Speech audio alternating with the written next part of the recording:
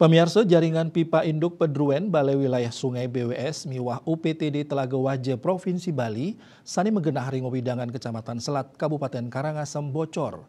Kahanan inucap mayus kawan majeng penyiuan pelanggan toya bersih ring bumi lahar inucap.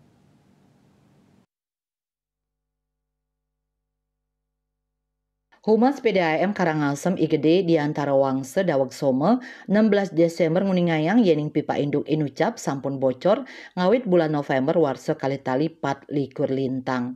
Sakewanten daweg puniki bocor nyani kantun alit taler nenten ngawinang tekanan toya nedunang.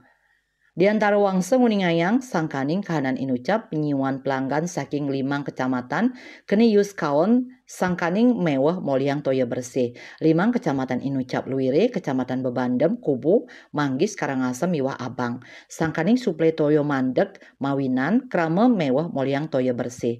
Ngarepin kahanan inucap di antara wangse nguningayang sampun mablik bagan sareng UPTD Telaga Waje nanging sangkaning piranti sani kawigunayang mecikang pipa inucap katumbas ring dura Bali ngawinang durung preside kepasti kayang malih pidan pipa inucap kabecikang.